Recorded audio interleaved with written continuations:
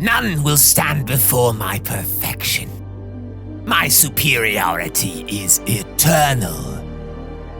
Agony, ecstasy, more. Sensation will be mine.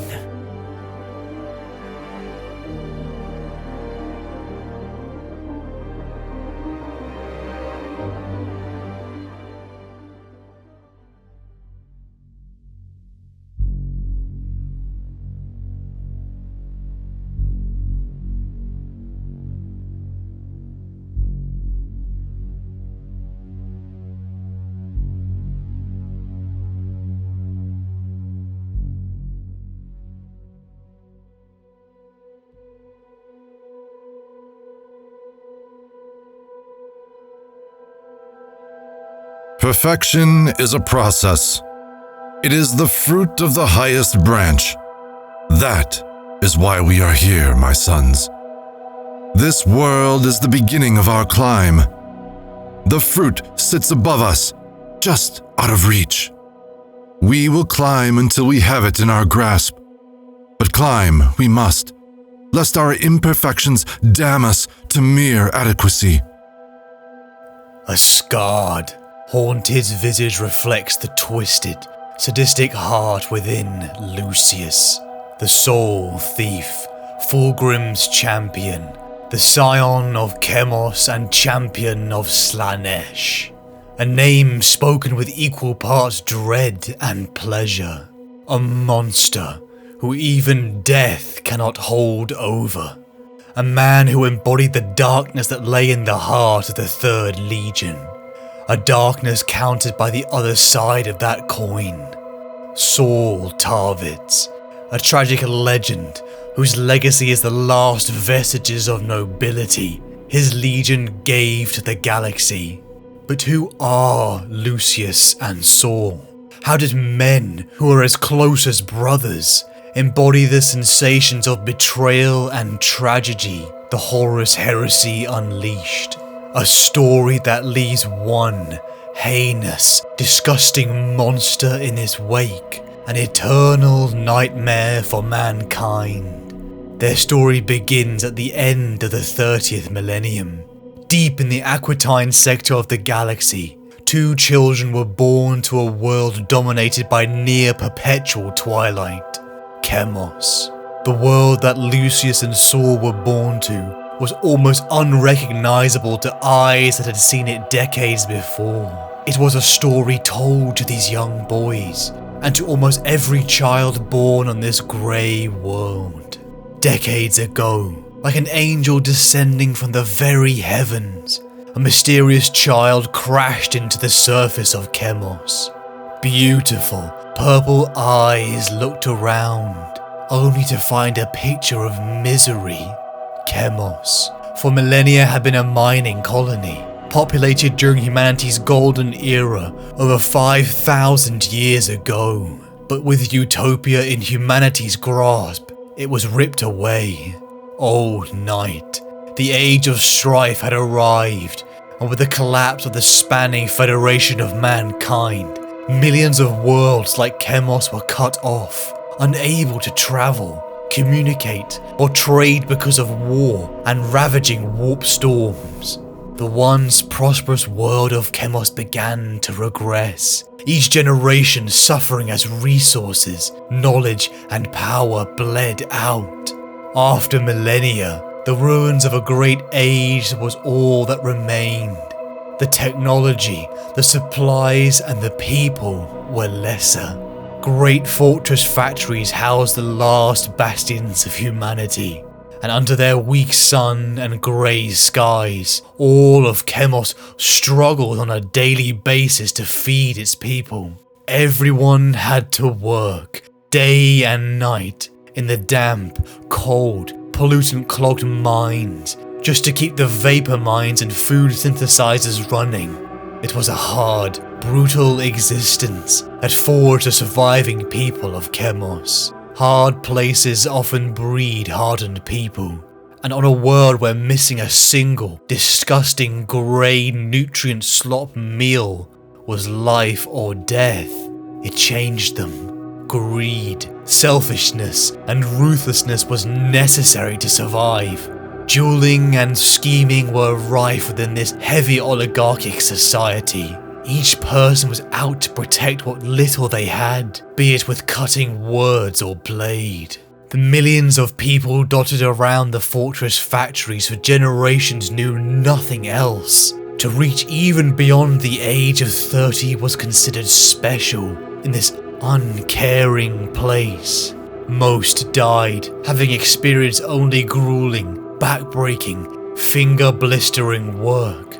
They never relaxed, never had pursuits or hobbies. Most had never even heard music. But just as this slow decay would seem to doom them forever, they were saved. The child that had descended from the skies had been taken in. He had an aura about him, a supreme welling of majesty. He was humanity distilled. He was perfect. Hope bled from those luscious purple eyes. The boy grew into a man inside the fortress factory of Kallax. Over decades he transformed them. This superhuman began to fix and even improve the food synthesizers. For the first time in millennia, Kallax produced a surplus of food. And for the first time in living memory, the people had time, the most precious commodity. They had freedom and choice. Within a lifetime, one being ruled over Chemos, uniting the previous warring factions and fortress factories. Fulgrim was his name. We have all been the victim of nihilism, the dark cloud that smothers everything, tainting the world into a dark and unforgiving place. But what would you feel for the person who dragged you out from it? The one who raised you into the light, wiping the mud and grime from your face. Chemos experienced a renaissance. The culture, arts, and pleasures denied to them for millennia flourished, and the superhuman Fulgrim, the enormous, silver-haired, amethyst-eyed, godlike figure had done it for them. For the children that were Lucius and Saul, it was a legend, an odyssey of their people from the darkness into the light, a mythological story come to life, filling them with the innocent wonder only children experience. And just as their saviour was perfect to them, the ideal, that very sensation arrived at Fulgrim's doorstep. Arriving above the clouds of Chemos, the Great Crusade had arrived. The Empire from Terra descended, and with it, perfection. Fulgrim's father, the Emperor of mankind.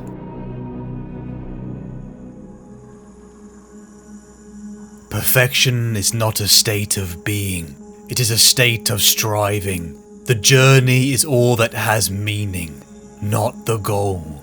The Imperium of mankind, a growing empire with its seat upon Terra, and the head that stands upon the shoulders of billions is one man, the Emperor of mankind.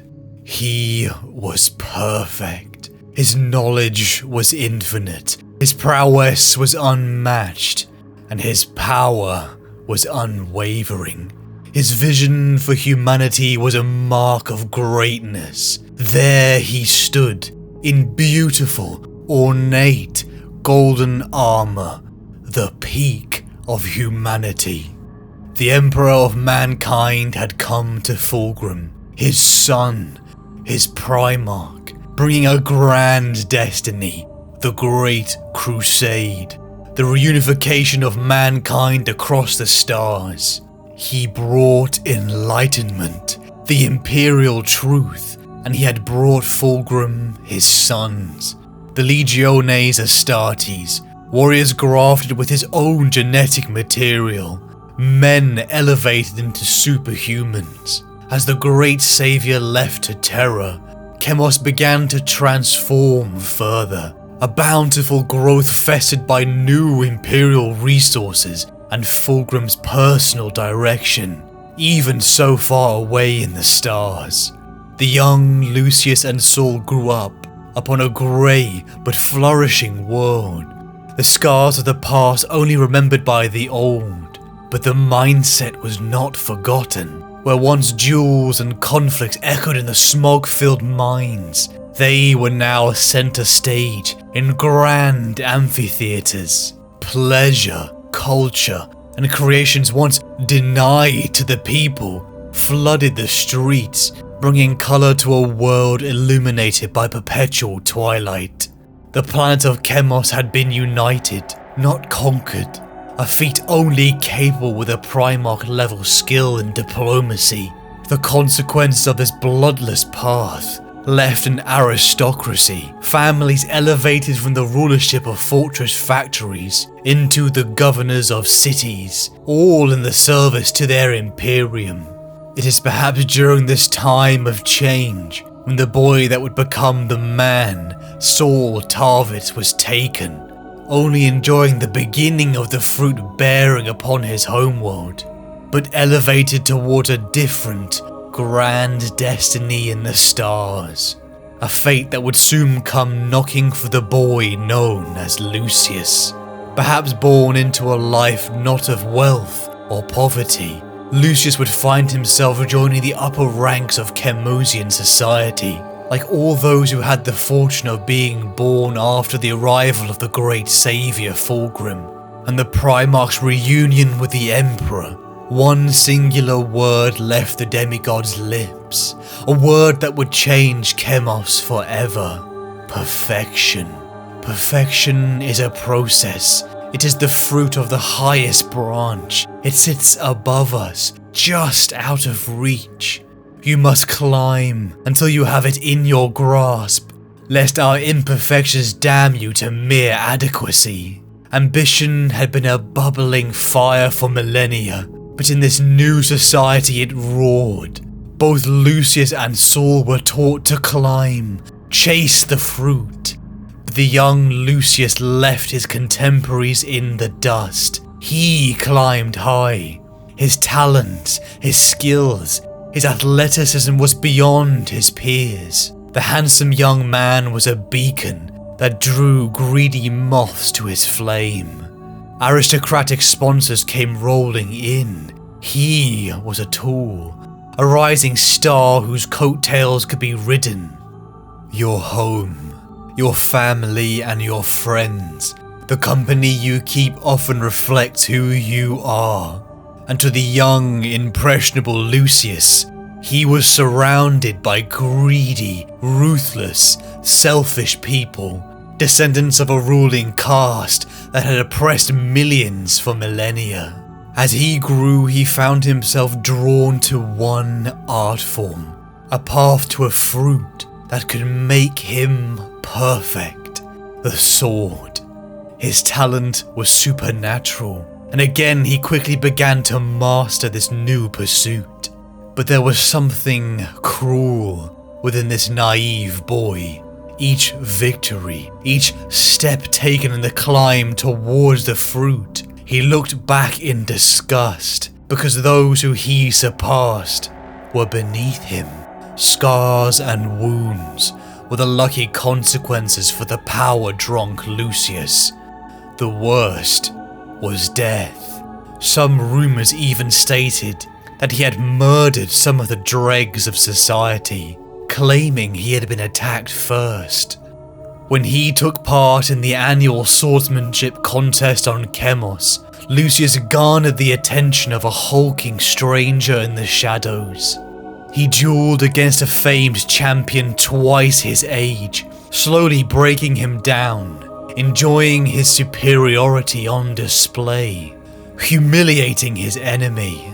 As he was about to be attacked by the champion's supporters and disciples, the hulking figure intervened. Lucius's skills had made him worthy for elevation. All that the boys Saul and Lucius had been through, their memories and dreams, would be distilled in the process they were about to endure. On a cold steel table, Lucius and Saul were cut open, organs, created from the Saviour Fulgrim's DNA was grafted onto them. They endured a pain that flooded through every nerve and fibre of their being. For years they were prodded and sliced, until after years, what emerged was Lucius and Saul, Legiones Astartes. They were Emperor's children, the Third Legion.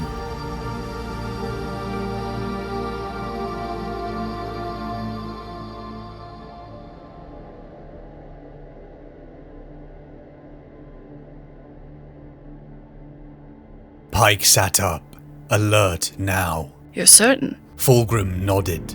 I've seen it before. Secret societies were rife on Chemos in my youth.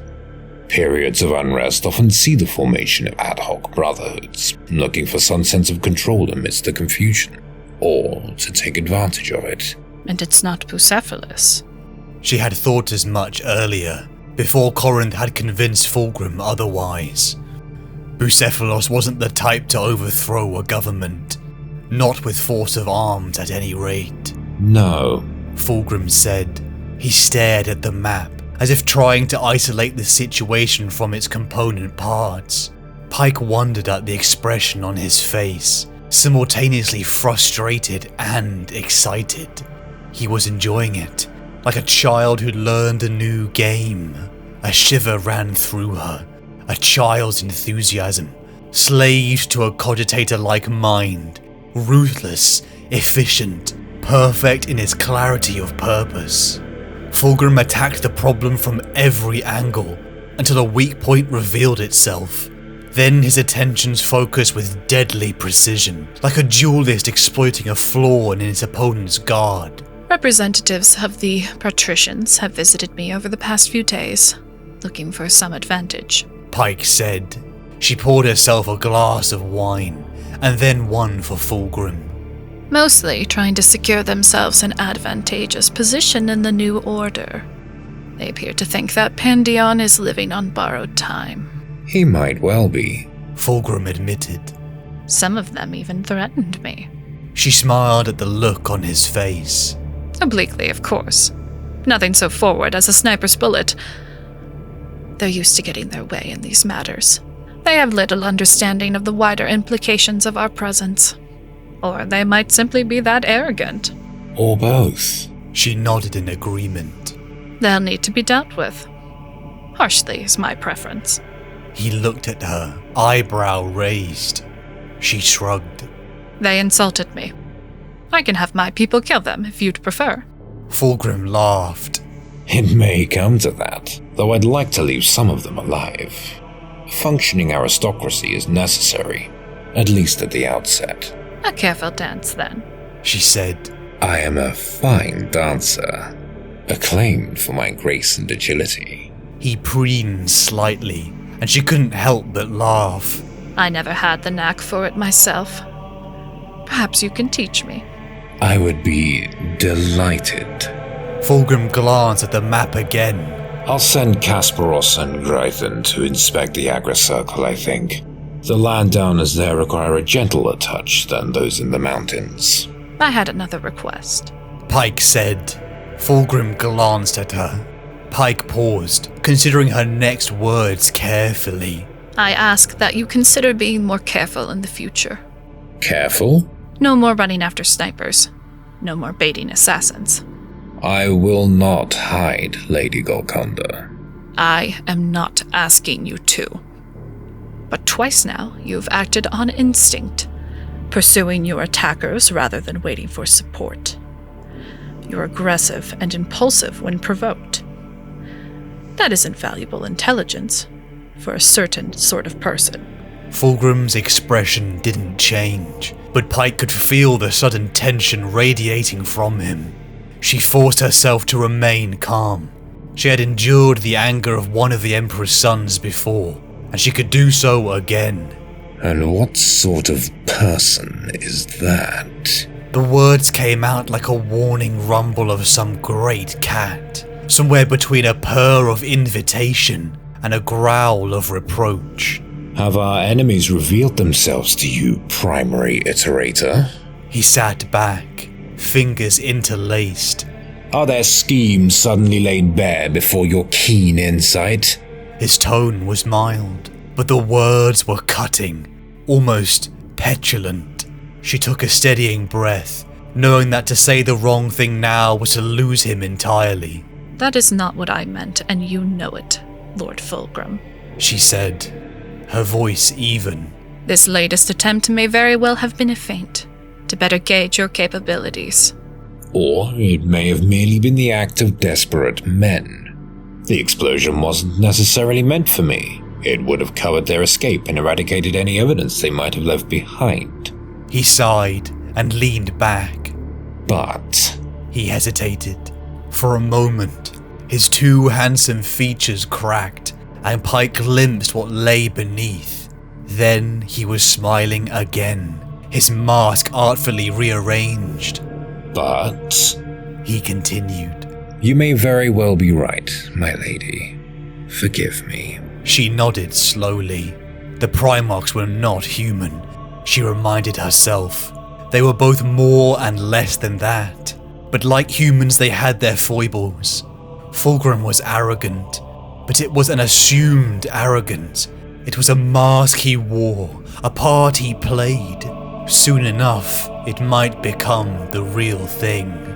For now, it was simply another piece of armor, a way to protect himself from a galaxy all too quick to take advantage of his flaws. She knew his story. She knew all of their stories. A boyhood spent in hardship, forced to endure terrible privation, and dangers that would have broken the sanity of a normal man. A slow, determined climb to conquest. It left little time for friendship, or for learning those lessons that made one a part of society. She smiled. My late husband, one of them, I forgot which, had a saying. Forgiveness is unnecessary between friends. Fulgrim chuckled. And are we friends then? If you like. She took a chance and patted his knee. Fulgrim laid his hands over hers. Fulgrim, the Phoenician, the savior of Chemos, to stand before him. Exhilaration, wonder and joy would flood your veins. His perfect features, his silver hair, and ornate, beautiful armor. It was as if a demigod of mythology was before your very eyes. For Lucius and Saul Tarvitz, the sight of their Primarch, their gene father, awakened something deep within them. Even from his youth, to his earliest days within the Legion, Saul was described by his brothers as a humble man, and the sight of his Primarch must have taken that humility to the extreme. Who was he, Saul, before this magnificent being? For Lucius, that cruel arrogance, fostered by his upbringing, must have been shattered. He had shown complete disregard for those who he saw as below him. But in front of him stood a being so far ahead of him, it must have been world-altering. Upon Chemos, Lucius had been special, a cut above the rest. But with his fellow Astartes at his side, such as Saul, he was no longer unique. They were all skilled, all worthy of being sons of Fulgrim. Even if men like Saul thought that they were not worthy. After months of grueling surgeries, relentless combat and educational training, Lucius and Saul were ready to join the Legion as fully fledged members. In the time that Lucius and Saul joined, the Legion was in a state of renewal. Decades ago, with the scattering of the Primarchs, the 20 legions had headed to the stars, leaderless. It was at this time that tragedy struck. The Third Legion had earned glory and renown in the early days of the Great Crusade, but a terrible sickness arose. The viral blight, a flaw within the gene seed, became rampant. Brave and noble warriors dropped like flies, and at the edge of dissolvement, with 200 Astartes left, hope arrived. Fulgrim. With the union of Primarch and Legion, new gene seed was harvested. Fulgrim spoke to his remaining sons with a speech that dripped with hope and charisma, a legendary battle cry declaring, "You are the Emperor's chosen, his heralds, his warriors, his children. This is only the beginning." Over the coming decades, recruits began to flood in. Men such as Lucius and Saul, a second generation devoid of the scars the Legion had endured, knowing only the absolute sheer will of their father that had brought the Third Legion to an equal place at the table. A legion to match all the others, and then, perhaps, even eclipse them. The Imperial Aquila, the Emperor's personal heraldry, a badge of honor earned in the early days, was for the Third alone to bear. Lucius, Saul, and all their brothers would have to live and fight every day to show their worthiness of this honor. As the Legion was rebuilt, it became a reflection of the man that led them, Fulgrim. Perfection is not a state of being, it is a state of striving. The journey is all that has meaning, not the goal. Lucius and Saul were climbing the mountain towards perfection, a journey that had two different perspectives. To Lucius, he reflected the immaculate, talented, the ambition, the example, the very image others saw as Fulgrim's arrogance. But the other side was Saul, the humanity beneath the mask. He was stalwart, noble, duty-driven, the perfect soldier who perhaps did not have what it took to climb to the very top. As the two men joined the Great Crusade, fighting horrifying Xenos and non-compliant colonies, the two embodiments of Fulgrim united. For nearly a century, the Emperor's children fought alongside Fulgrim's brother, Horus, and his lunar wolves, their numbers slowly swelling from elite attachments to Imperial Guard to near independent Legion force sizes.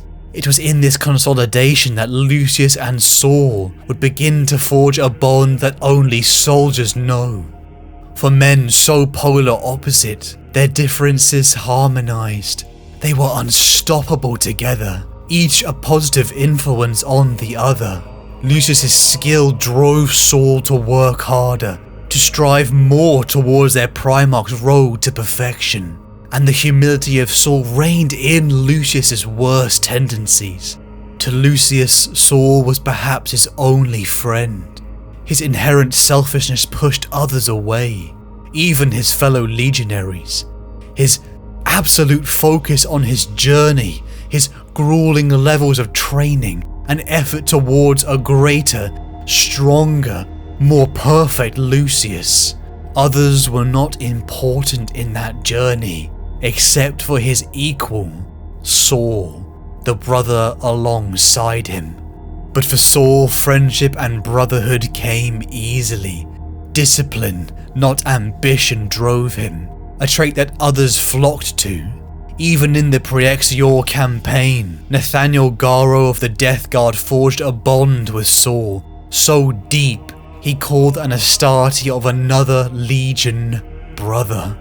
The two even had small eagles carved into their gauntlets by knife point, a sign of the battle debt they owed one another. And when the two clasped each other's wrists, their vambraces would form the sign of the Imperial Aquila, a bond that would have galaxy-shaping consequences.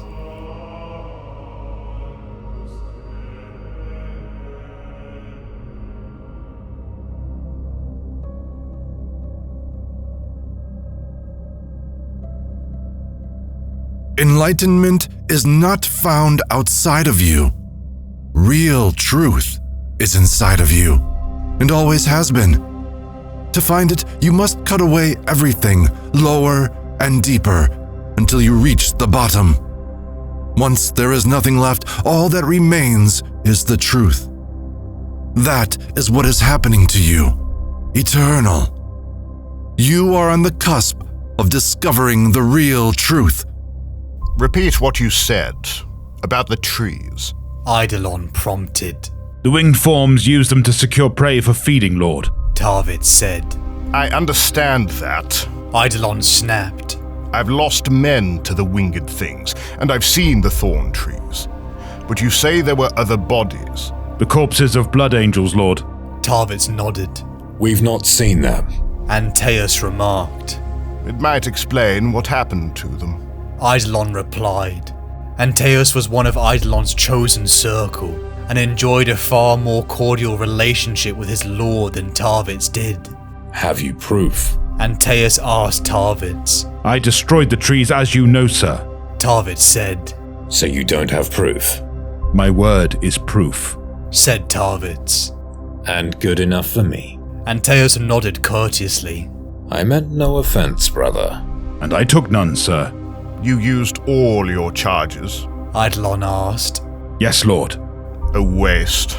Tarvitz began to reply, but stifled the words before he could say them. If it hadn't been for his use of the explosives, they wouldn't have reunited.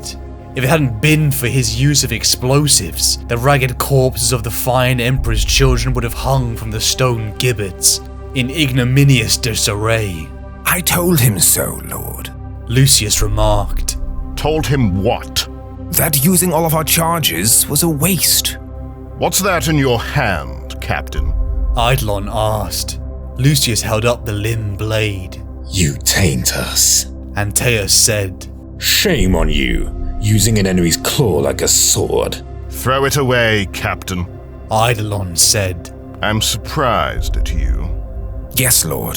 Tarvitz, Yes, my lord. the Blood Angels will require some proof of their fallen, some relic they can honor.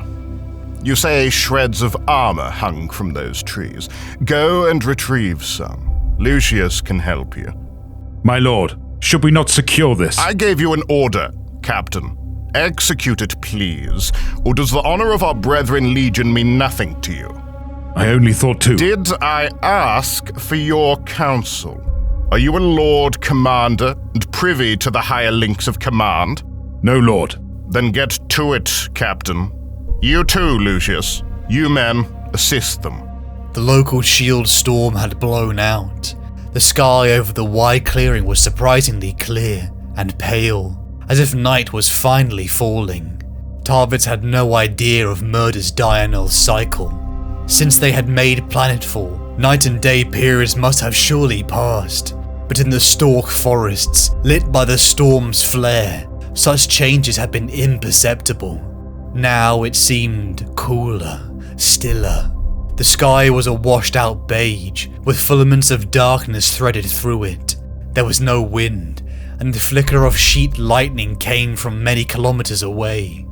Tarvitz thought he could even glimpse the stars up there, in the darker patches of the open sky. He led his party out of the ruin of the trees. Lucius was grumbling, as if it was all Tarvitz's fault. Shut up. Tarvitz told him on a closed channel. Consider this ample payback for your kiss-ass display to the Lord Commander. What are you talking about? Lucius asked. I told him it was a waste, Lord. Tarvitz answered, mimicking Lucius's words with an unflattering voice. I did tell you. Yes, you did. But there's such a thing as solidarity. I thought we were friends. We are friends. Lucius said, hurt. And that was the act of a friend. We are the Emperor's children. Lucius said solemnly. We seek perfection. We don't hide our mistakes. You made a mistake. Acknowledging our failures is another step on the road to perfection. Isn't that what our Primarch teaches? Tarvitz frowned. Lucius was right. Primarch Fulgrim had taught that only by imperfection could they fail the Emperor, and only by recognizing those failures could they eradicate them. Tarvitz wished someone would remind Eidolon of that key tenet of their Legion's philosophy. I made a mistake. I used that blade thing. I relished it. It was Xenos. Lord Eidolon was right to reprimand me. I told you it was Xenos. Twice. Yes, you did. I owe you an apology for that. You are right, Saul. I'm sorry. Never mind. Lucius put his hand on Tarvitz's plate arm and stopped him. No, it's not. I'm a fine one to talk. You are always so grounded, Saul. I know I mock you for that. I'm sorry. I hope we're still friends. Of course. Your steadfast manner is a true virtue. I become obsessive sometimes in the heat of things. It's an imperfection of my character. Perhaps you can help me overcome it. Perhaps I can learn from you. His voice had that childlike tone in it that had made Tarvitz like him in the first place. Besides, Lucius added, you saved my life. I haven't thanked you for that. No, you haven't. But there's no need, brother. Then let's get this done, eh? The other men had waited while Tarvitz and Lucius conducted their private, vox-to-vox conversation. The pair hurried to rejoin them.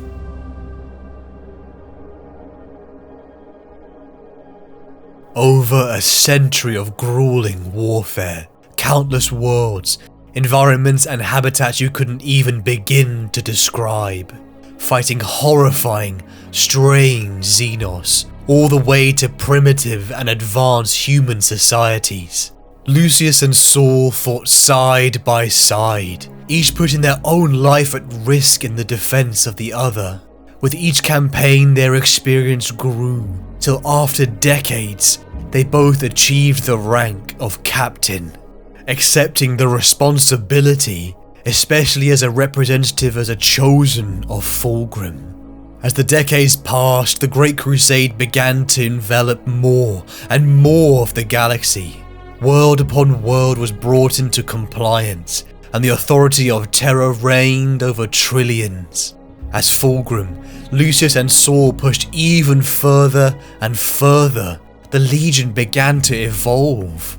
Their armor, their weapons, their battle barges, and even their bodies became an embodiment of the extremely high standards their Primarch had set. Lucius, Saul and the Legion had climbed ever closer to the fruit of enlightenment. With victory upon victory, external weakness was purged, and so began the shredding of weakness within their hearts. Enlightenment is not found outside of you.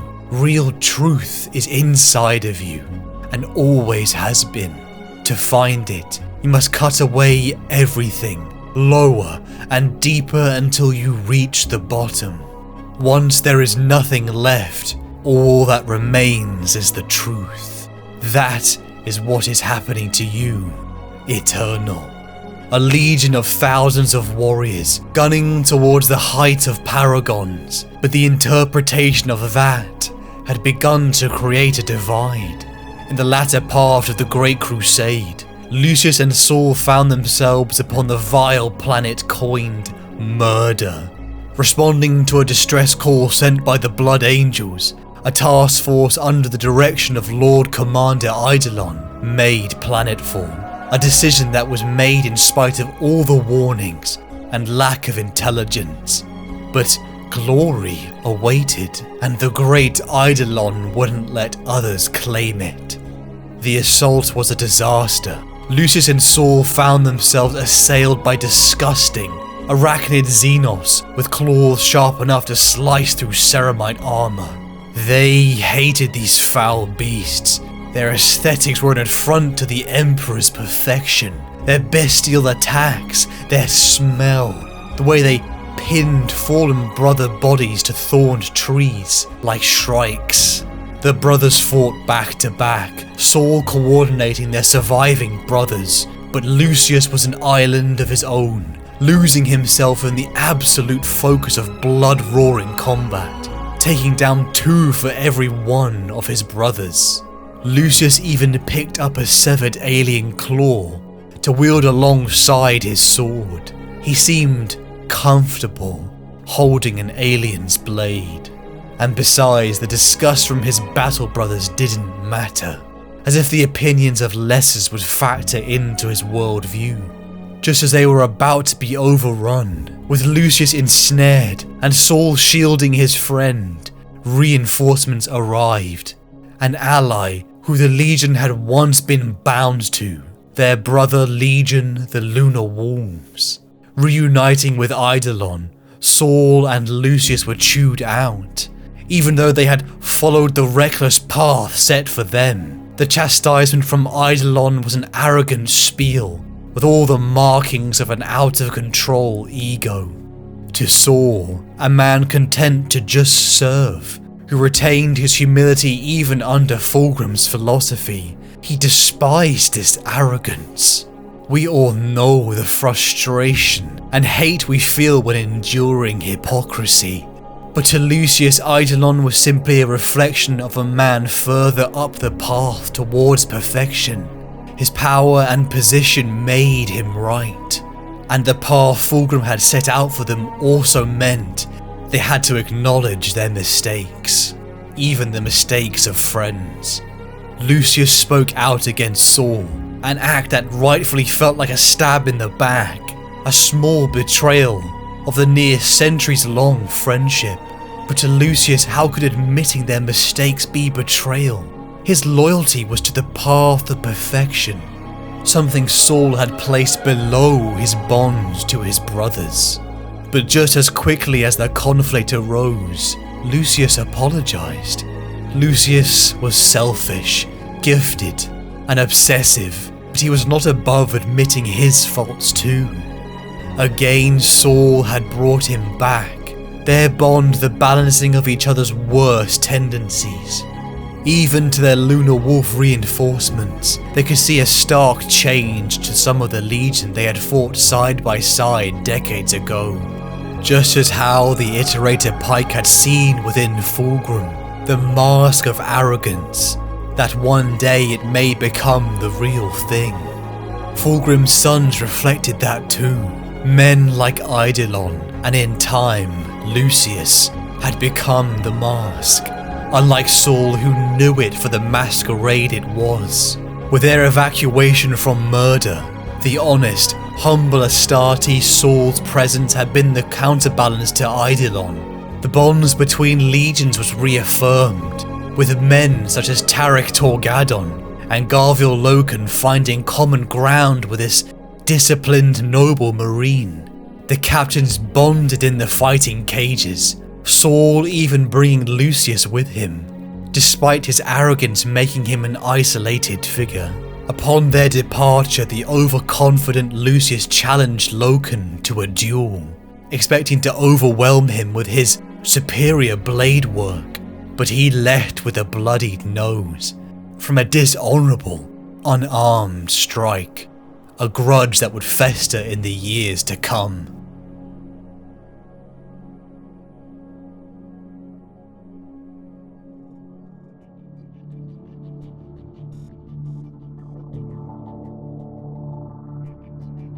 The path towards damnation is not determined in the end sum of a life. The blackening of one's soul is measured by degrees, from heartbeat to heartbeat. Perdition is not born in the din and fires of war, but rather within the silence of a solitary mind. He had ruined his perfect face, Loken. His handsome face had been a mirror to the beauty of his Primarch, though he did despise the casual mockery from his brothers. In their duel that was supposed to be a test of who was the greatest swordsman, Loken had ended it with a fist directly into the bridge of his nose. It had refused to set properly, despite the attention of the legionaries' apothecaries. It was a mark, a constant reminder of his failure to be superior. A fire burned within Lucius. He needed to be better, stronger, faster, the greatest warrior. And that oath was renewed every time he looked himself in the mirror. Following their conflict on the world of murder, Lucius and Saul would continue to build esteem within the now bustling Legion. With nearly 2 centuries of war under its belt, the Emperor's children had become a source of much attention. Bureaucrats, artisans, nobles from Terra flooded to the beautiful works of art that was the 3rd Legion's fleet. Gorgeous marble statues, ornate golden carvings, sublime tapestries decked every surface. The evolution had been more than just external. Lucius, Saul and their brothers were as much artists on and off the battlefield. To be in the presence of the 3rd Legion was to see the height of humanity. The exceptionalism would overwhelm you, and you were never so aware of how ordinary and how unimpressive you were. Even amongst this exceptional brotherhood, Lucius and Saul had proven themselves, both with a combat record that was exceptional. In the recognition, the two friends were inducted into the Brotherhood of the Phoenix, an unofficial warrior lodge that has spread throughout many of the legions. Supposedly a place where rank meant nothing, and all could converse as equals, though the Third's culture of distinct hierarchy had inevitably crept its way in, for some were more equal than others, some were more perfect than others. The two Astartes stood before their Primarch, contentment beaming from them. Saul was grateful and felt that he was not worthy of such an honour, but in contrast Lucius knew that he deserved to be there. They had grown so much from Saul, the noble, humble man whose ability to bond and coordinate made him a beacon for others to rally around. A man who earned trust easily. A man you wanted to follow. Lucius had become a champion, a perfect example of the Chemosian duelist ideal, and his skill was growing. Even decades after the events on Murder, Lucius challenged Loken again, but this time claiming victory easily. Lucius's skill had become so great that Loken knew now there was no one in the Sons of Horus Legion who could best him. The victory must have been exhilarating. He had improved. He was greater. The weakness had been expunged.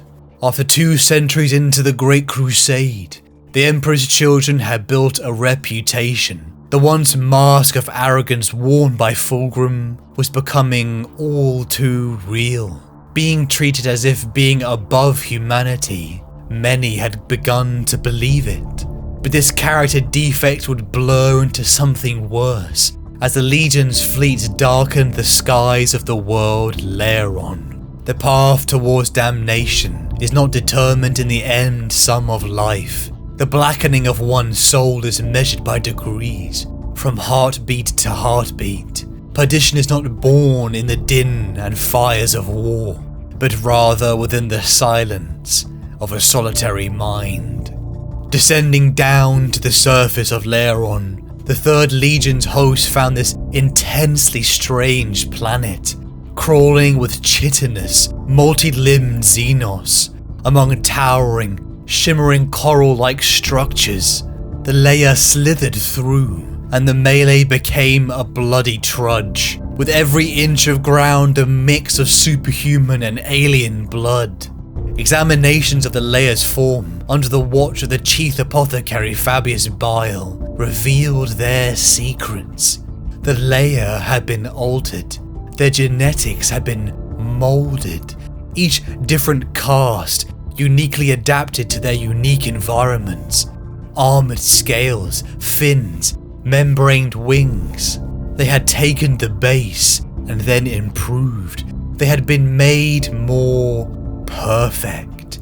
The suggestion of experimentation had almost made Fulgrim strike Fabius down, but the doubt, the underlying insecurity that lies underneath arrogance, came through. The solitary mind of Fulgrim had feared only one thing: failing his father. Fulgrim couldn't fail the path towards perfection, even if the thought of mixing with Xenos DNA disgusted him. Failure was worse. The 3rd Legion left Laeron bloodied, many of the wounded finding themselves under the scalpel of Fabius, and a legion armed with a new precedent. Arriving back to the Legion from an operation under Lord Eidolon's command, Saul and Lucius met their Primarch, the perfect father that they in turn feared failing. Strapped to his hip was a silver blade, a gorgeous piece whose allure sent shivers down your spine, a prize taken from the ashes of the defeated Leia. The two could sense that the Laeron had changed something. The path towards perfection was accelerating. Lucius even received a pair of scars across his cheek from the Remembranza Serrana, a push to remind him of Loken's insult to his perfection. Scars that became a promise, an oath to a victory he needed to achieve. Like meteors raining from the skies, the Emperor's children, Death Guard, World Eaters and Sons of Horus, thundered down to the surface of Istvaan 3. The rebelling world would be set ablaze as thousands of superhuman warriors obliterated all that stood in their way. Saul pushed his way through the rubble and corpses, finding Lucius at the front, a blur of ceramite that seemed to claim a life with every swing. A complex network of scars marked the once handsome face of Lucius, each one the memory of a worthy kill, a celebration of his perfection and power. Reaching to fight alongside Lucius and Lord Commander Eidolon, Saul was elated to capture the sight of a true brother, Nathaniel Garo of the Death Guard. With embers and smoke filling their lungs, the Astartes pressed forward until they stumbled upon a strange humanoid psychic creature whose sonic blasts began to hound the Imperials. Garo was then struck, suffering grievous injuries, and then Saul rushed over, dragging his brother to safety. They had to kill it. Rushing up to the spine-chilling monster, Saul and Eidolon managed to destroy it, but with a talent that shocked Saul to his core. An equally awful, guttural sonic beam emanated from Lord Eidolon, rendering the creature to a puddle of flesh. The battle had been won, but Saul questioned what he had witnessed, but Eidolon bade him to be silent, that what he had seen was not of his concern. Finding the wounded form of Garo, the carved eagles met once more as the ceramite gauntlets clanked together. They were close. The both of them gave each other grief, one a legion full of stubborn, barbarous men, the other a bunch of pretty boys. The banter felt good, despite Saul's thoughts lingering on what he had just witnessed. Following the engagement, the secret was out, and under the direction of Lord Eidolon, Saul was escorted into the bowels of the Legion ship. Translucent cylinders with eerie, humanoid forms floated within, meeting the gaze of the hated Legion's apothecary, Fabius Bile. The horrifying, world-shattering truth came to light. The spider had been altering, experimenting with gene seed. Their gene seed. Mutations taken from Xenos, such as the Leia, had been grafted onto Battle Brothers. The sight disgusted Saul. The Emperor was perfection. Fulgrim had been made in his image, just as they had tried to live in their fathers. To desecrate this with Xenos filth was abominable. A spit in the face of the Imperial truth. It felt wrong. Eidolon and Bile tried to convince him. With these alterations they could be more. He could be closer to perfection. But Saul refused. His ambition did not outweigh his sense. He was the man others decried as destined to be a line officer, and nothing more. But that did not matter. Saul wanted to be perfect not for himself, but for the Emperor, for the Imperium and for Fulgrim, and humanity. The captain was turned away, his refusal seen as an insult. and he was ordered to never speak of what he had seen. A deep fog found its way over Saul, the struggle within of what he had just witnessed, but worst of all, knowing that his Primarch, Fulgrim, had approved of it. The man content to be an ordinary, loyal, honourable man made a choice. Saul relinquished his place in the spear tip of their next assault, pleading with the venerable dreadnought known as Ancient Rylanor to take his place. An almost unheard of statement by a son of Fulgrim, his friend Lucius even remarking the unfathomability of it. As Lucius, Rylanor, and contingents from the other legions made planetfall once more, Saul finally discovered a truth he had never hoped to see. Virus bombs, prepped and ready to immolate all living things upon the surface. Lucius and his brother legionaries were going to die. They had been betrayed. Only one could have been the architect of this betrayal. The War Master, Horus. Grabbing a Thunderhawk, Saul guns down to the surface, the thought of panic racing through his mind. As fire trailed in his wake, a signal was sent to the closest vessel, the Eisenstein, helmed by Nathaniel Garrow. They were ordered to destroy this renegade Thunderhawk. Perhaps if it had been anyone else in the universe, fate may have followed a different path. Saul made contact with his friend, relaying the horrifying truth. They had been betrayed. Thousands of brothers upon the surface of Istvaan were moments away from annihilation. The War Master Horus and their legions have betrayed the Emperor. Saul begged his brother, his friend, to trust him over countless battlefields, fighting back to back, spilling blood for each other. Garrow knew that Saul never lied. Garrow destroyed the pursuing ships, clearing a path for his friend. Saul asked his brother what was terror like. He asked him if he remembered what they were fighting for. Hope. Hope for humanity. The Imperial truth. The two swore that they would meet again and stand side by side on Terra.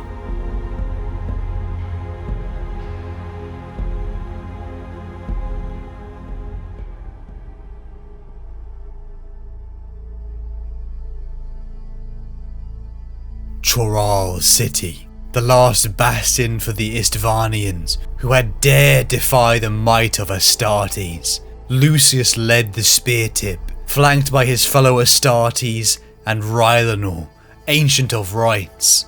With ash and rubble ground beneath his tread, the dual-wielding champion of the Third rushed into the palace of the rebelling planetary governor, Vardus Praal. An almost miasmic vibration was echoing all around him, trying to seep its way into his armor. Finally, a warrior decked in ornate golden armor rushed him, creating a wound, a crack. Music flooded into Lucius. He felt his blood sing. Light and colors seemed more vivid as he lay his eyes upon his foes. A pleasure he had known his whole life was elevated to 11. His fingers felt electric as he'd launched himself at Vardus Praal. To see Lucius fight was like a dance, a fluidity of deadly strikes that could be called nothing short of art. As he drove his sword through the heart of his enemy, elation filled him. Lucius had done it, and like the end of a hero's journey, he had slain the monster. A story worthy to be immortalized within the halls of Fulgrim's champions, just like the legends of the Legion before him. Just moments after his great victory, Lucius heard a voice over the Vox, one he was utterly surprised to hear. He was glad to have his friend finally join the carnage, but Saul's response shocked him to his core. They had been betrayed. The legionaries on the surface had been sent here to die. The War Master, Fulgrim, had betrayed them and the Emperor. Disbelief washed over Lucius. How could this be? How could this be the truth? It must be lies. Fulgrim wouldn't send him to his death. What of all the victories he had earned for him? Look at how strong and elevated he had become for Fulgrim. He was one of the chosen. He had never failed. He was loyal. The great destiny of the Third had left Lucius behind. And why? Because Saul had rejected it, and Lucius was his friend. His loyalty to Saul had just cost him his life. The Emperor's children, Death Guard, World Eaters, and the newly coined Lunar Wolves made a mad dash for the network of bunkers that lay below the city. Saul, Lucius, Rylanor, Garviel Loken, Tarik Torgadan, Erlen, and thousands of Astartes loyal to the Emperor stood in dark halls, as fire and hate washed over an entire world above. Oceans boiled, forests melted, cities corroded, corpses and the unlucky survivors were torn apart, piece by piece, as virus bombs erase an entire culture from existence. The masks had been removed. A betrayal decades in the making was revealed. Foul entities of the warp had corrupted the War Master Horus. The Great Crusade was over, and with his legions Horus would rescue the galaxy from the hands of an uncaring emperor. The galaxy would burn. A battle cry that would shape humanity for millennia. As the flames of a world on fire began to thin out, the Loyalists strode out to the eerie silence of a dead civilization. Inside all of them was confusion, and then the pulsing hatred for their betrayal. Their survival had been an oversight, a miscalculation, and the traitors would pay dearly for it. For months, the surviving Loyalists, commanded by Saul, Loken and Tarik, prepared a defense so strong it would cost the traitors 2 lives for each Loyalist. For a man who others mocked for his contentment at being a simple line officer, when the time called for him to be more, Saul rose to the challenge, his care for his brothers birthing this heightened ability to command. Saul and Lucius found themselves attacked by men who they had once fought together on countless worlds. Men they had once shared life with and pursued the path of perfection with. Though Lucius and Saul fought together for months in this exhausting guerrilla campaign, a crack had begun to open between them. The path towards damnation begins with the silence of a solitary mind. Saul hated the traitors, but he took no pleasure from their deaths. But Lucius had begun to find a perverse relishment.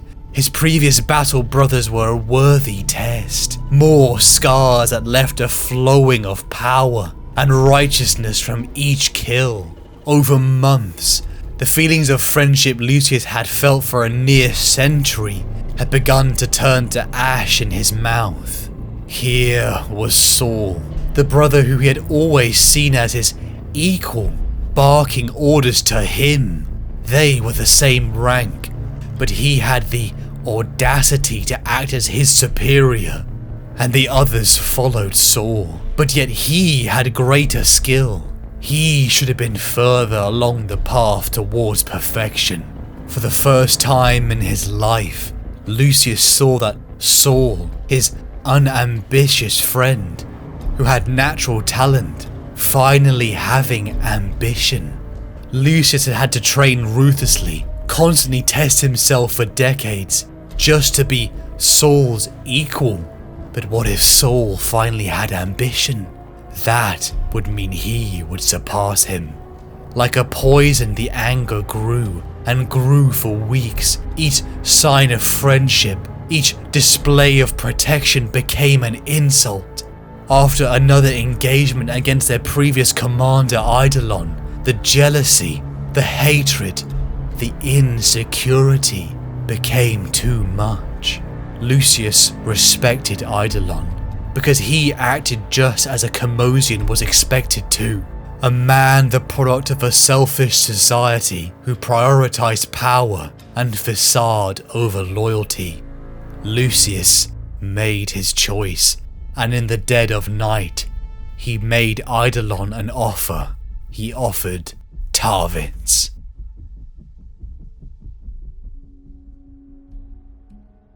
Tarvitz froze as he heard a voice say, "It won't do any good, Soul. The precentor's palace is as good as lost. Even you should be able to see that." He looked up and he saw Lucius standing in the center of the dome in front of him, his shimmering sword in one hand and a shard of broken glass in the other. He raised the glass to his face and sliced its razor edge along the cheek, drawing a line of blood from his skin that dripped onto the dome's floor. Lucius. Tarvitz, rising to his feet, entered the dome to meet the swordsman. I thought you were dead. Bright starlight filled the dome, and Tarvitz saw it was filled with the corpses of Emperor's children, not traitors, but loyalists, and he could see that not one had fallen to a gunshot wound, but had been carved up by a powerful edged weapon. These warriors had been cut apart, and a horrible suspicion began to form in his mind. "Dead? Laughed Lucius. Me? Do you remember what Loken said to me when I humbled him in the practice cages?" Wary now, Tarvitz nodded. He said there was someone out there who could beat you. "And do you remember what I told him?" Yes. Replied Tarvitz, sliding his hands to the hilt of his broadsword. You said, not in this lifetime, didn't you? "You have a good memory," said Lucius, dropping the bloody shard of glass to the floor. Who's that latest scar for? Asked Tarvitz. Lucius smiled, though there was no warmth to it. "It's for you, Soul." You betrayed us! Said Tarvitz, the hurt and disappointment almost too much to bear. You killed your own men and let Eidolon and his warriors into the palace, didn't you?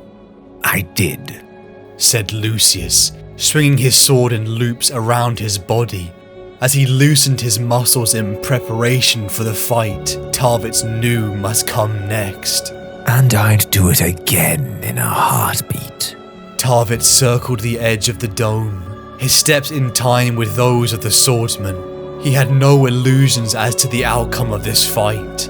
Lucius was the preeminent blade master of the Legion, perhaps all of the legions. He knew he could not defeat Lucius, but this betrayal demanded retribution. Honor must be satisfied. Why, Lucius? Asked Tarvitz. "How can you ask me that, Soul?" Demanded Lucius, drawing the circle closer, and step by step, the distance between the two warriors shrank. "I am only here to thank my misplaced acquaintance with you. I know what the Lord Commander and Fabius offered you. How could you turn such an opportunity down?" It was an abomination, Lucius, said Tarvitz, knowing he had to keep Lucius talking for as long as he could. To tamper with the gene seed. How can you possibly believe that the Emperor would condone such a thing? "The Emperor? Are you so sure he would disapprove? Look at what he did to the Primarchs. Aren't we all the result of genetic manipulation? The experiments Fabius is conducting are the logical next link in that evolutionary chain.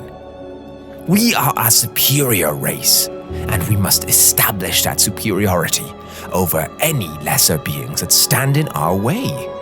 Even your fellow warriors, spat Tarvitz, gesturing to the corpses around the dome's circumference with the blade of his sword. Lucius shrugged. "Even them. I'm going to rejoin my legion, and they tried to stop me. What choice did I have? Just like you are going to try and stop me." You'd kill me too. asked Tarvitz. After all the years we've fought together? Don't try and appeal to my sense of fond reminiscences, Soul, warned Lucius. I am better than you, and I am going to achieve great things in the service of my legion. Neither you or any foolish sense of misplaced loyalty are going to stop me. Lucius lifted the blade of his sword and dropped into a fighting crouch as Tarvitz approached him. The dome seemed suddenly silent as the two combatants circled one another, each searching for a weakness in the other's defense. Tarvitz drew his combat knife in his left hand and reversed the blade, knowing he would need as many blades between him and Lucius as humanly possible. Tarvitz knew that there were no more words to be spoken. This could only end in blood. Without warning, he leapt towards Lucius, thrusting with the smaller blade, but even as he attacked, he saw that Lucius had been expecting it. Lucius swayed aside and swept the hilt of his sword down, smashing the knife from his hand. The swordsman ducked as Tarvitz turned on his heel and slashed high with his sword. Tarvitz's blade cut only air, and Lucius hammered his elbow into his side. He danced away, expecting Lucius to land a blow, but the swordsman merely smiled and danced around him lightly on the balls of his feet. Lucius was playing with him. If that's the best you've got, Soul, then you'd best give up now, smirked Lucius. I promise, I'll make it quick.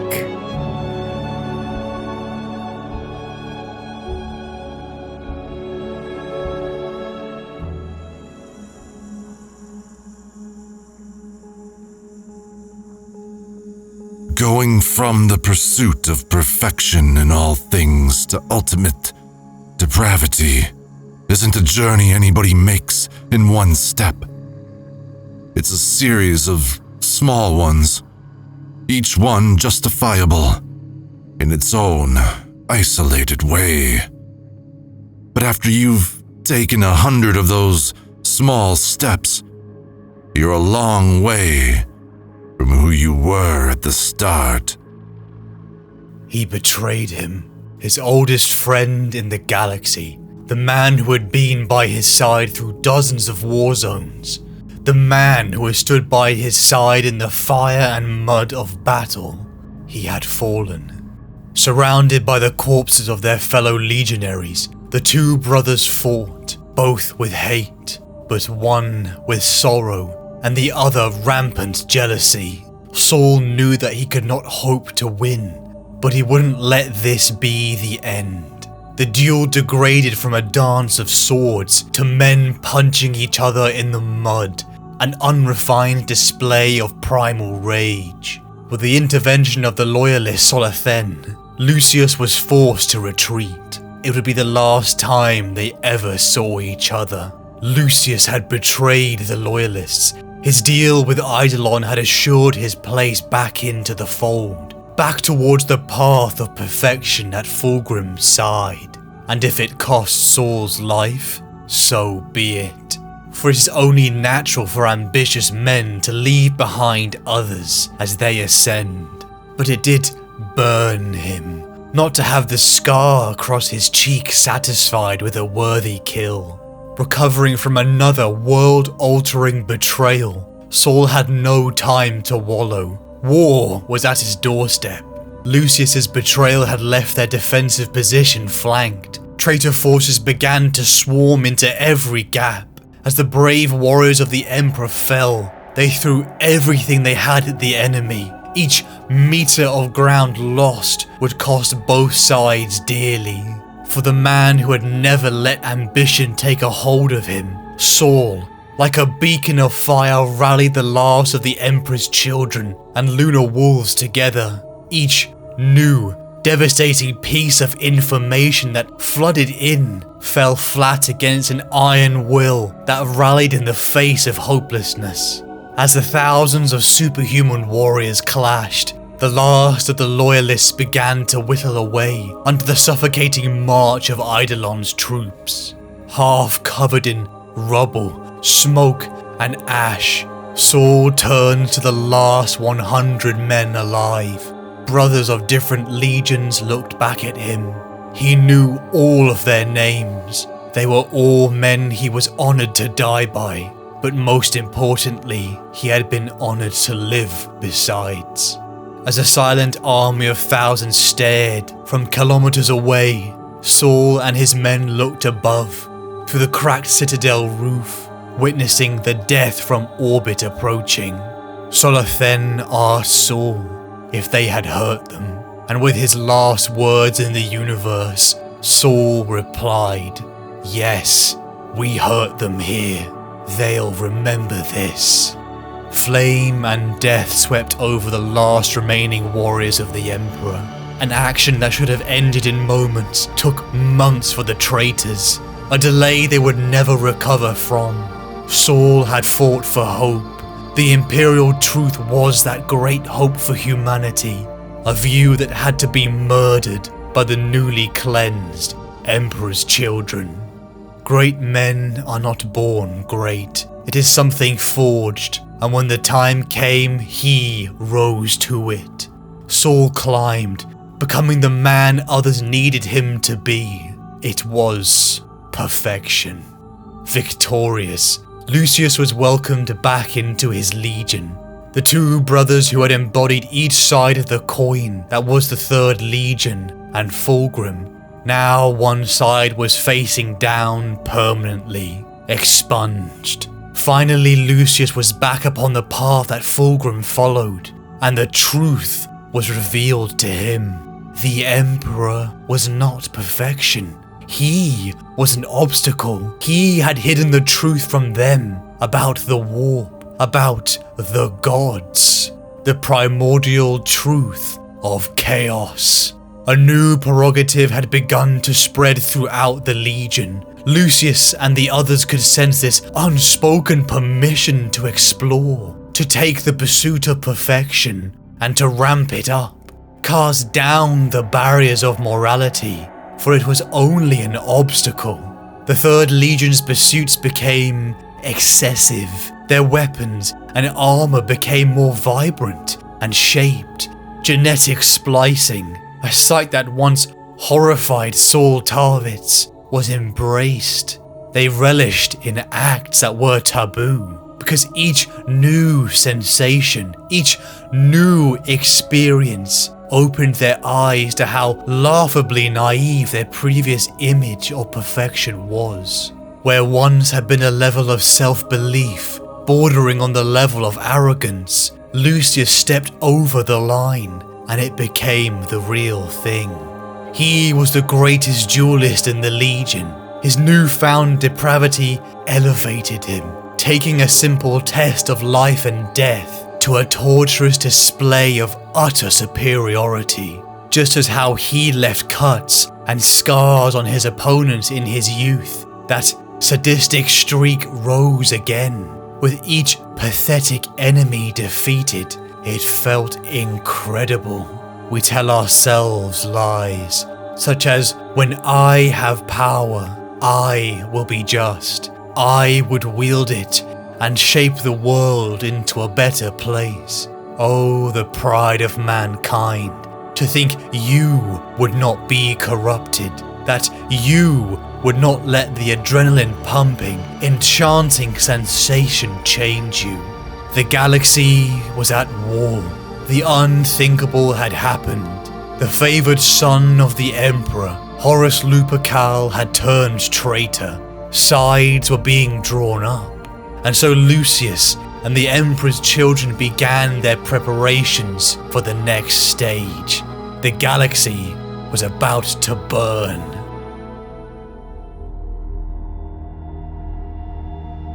As the Legion approached their next target, the Emperor's children gathered upon Fulgrim's flagship, the pride of the Emperor. All were mandated to listen to a masterpiece, a symphony crafted by the renowned Bekwa Kinska, one of the many remembrances who had clawed their way to be attached to the renowned and magnificent Third Legion during the Great Crusade. in the grand theatre of La Fenice, Lucius, Fulgrim, and their brethren all bore witness to the masterpiece known as Maravaglia. Music drafted from the inspiration taken upon their previously conquered world of Leron. As Lucius began to listen, he spotted strange, new musical equipment that he had never seen before. Pieces that began to emanate a sound unlike anything he had ever heard before. The vibrations began to ripple through their bodies, a sense of pure ecstasy, beauty, and disorientation shot through thousands of mortals and superhumans. Mania roared through Lucius's head as he joined into a mosh pit of slaughter and hedonism around him.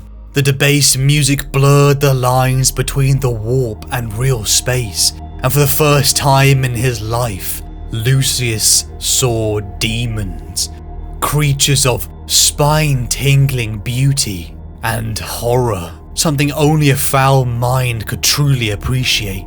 Possessing the bodies of Bekwa Kinska and the other performers, pure chaotic taint washed over Lucius and the Legion, all laughing and crying as they fueled their new patron god, Slanesh, she who thirsts. Arriving upon the world of Istvaan 5, Lucius and the Third descended down to the surface, preparing for an ambush against the incoming loyalist forces. Utter delight burned inside Lucius as he almost drooled at the idea of slaying more Astartes. Chances to enjoy the torture, enjoy the superiority and pleasures of war.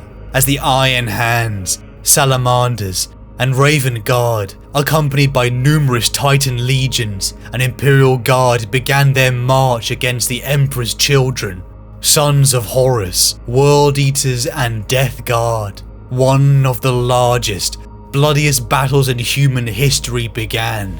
A torrent of blades, bolt shells, plasma fire, and armor crashed into a cacophony of violence, so overwhelming it would melt what little sanity you possessed.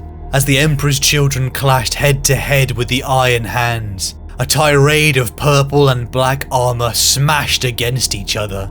Once the closest of all the legions, with Fulgrim and Ferrus Manus sharing the greatest bond between all Primarchs. But now men Lucius had once fought with on numerous campaigns fell to his impeccable blade work.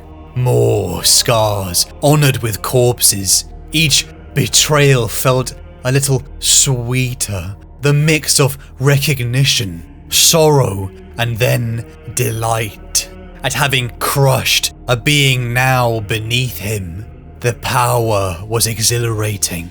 As the three loyalist legions tried to retreat, the full horror of the betrayal was revealed as the Night Lords, Iron Warriors, Word Bearers, and Alpha Legion turned upon their supposed allies. It became an apocalyptic slaughter, leading to Lucius bear witness to a moment of history as his Primarch Fulgrim beheaded Ferrus Manus. A Primarch had died. The celebrations and trophies of the dead adorned the Third Legion's ships. Pieces were turned into art, and captives were taken for experimentation. Lucius's skill and laser ambition had allowed him into the inner circle. Now he stood by Fulgrim's side, a place he knew he deserved to be in. As a token of his office, Fulgrim gifted to him the Leia blade, the exquisite silver saber that had taken the head of a Primarch. As the months began to roll by, with the Imperium divided and burning, the Emperor's children conquered planet after planet, each battle resulting in Lucius and the Legion pushing further upon the boundaries of excess. But something had caught the eyes of Lucius. Being in such close proximity to his Primarch, the man who he had seen as a god in his childhood on Chemos, all the way to the Primarch achieving perfection, he noticed something was wrong. Fulgrim seemed lesser.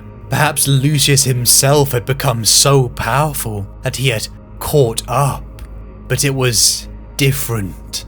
Fulgrim began to make tactical mistakes. His knowledge of Legion traditions and rites seemed faulty. Lucius even witnessed him perform psychic abilities, and even in sparring, two slayers that Fulgrim had overseen personally with all his senior officers, Lucius seemed to best him.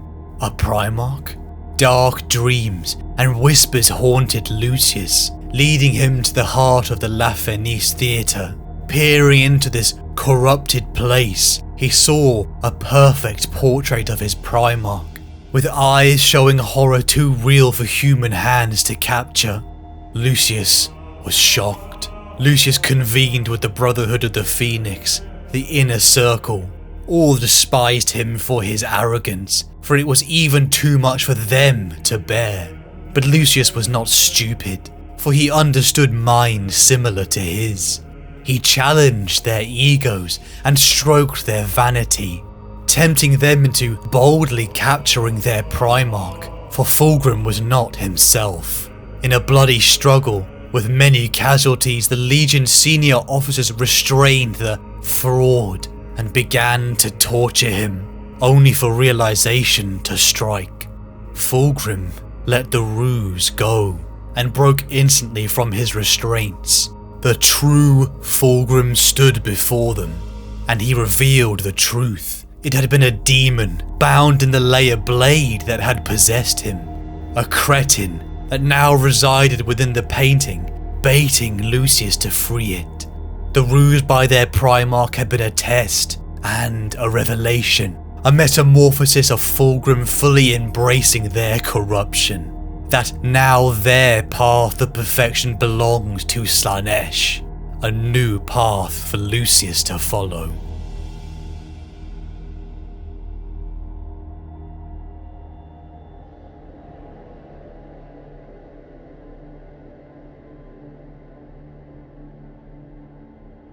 The call of death is a call of love. Death can be sweet if we answer it in the affirmative. If we accept it as one of the great eternal forms of life and transformation. The moment where man becomes something greater than his rude beginnings. A flying, godlike, shimmering, diaphanous, beautiful creature. You have some skill, he said as they circled one another. The warrior didn't reply, and only then did Lucius note that he was no Iron Hand. Raven Guard, he said, recognizing the grip, stance, and angle of blades favored by Korax's shadow warriors. That explains why you're still alive. The Raven Guard attacked in a darting series of blinding feints, high cuts, and dazzlingly fast thrusts that Lucius parried, dodged, and backed away from in an increasingly swift-paced duel. The warrior wasn't just skilled, he was talented too. Gifted, even. I haven't killed any blackbirds in a while. Since Istvaan, at least. Giggled Lucius. The warrior didn't react to Lucius's goading, which marked him as even more skilled than he'd thought. Realizing he would not easily get a rise out of the Raven Guard, Lucius put aside his need to humiliate his opponent, as well as defeat him. Time and time again they came at each other, spinning like dancers, locked in a routine that could only end in the death of one of the performers. Lucius studied the warriors they fought. His movements were like oil in the air, a slick progression of flowing poise.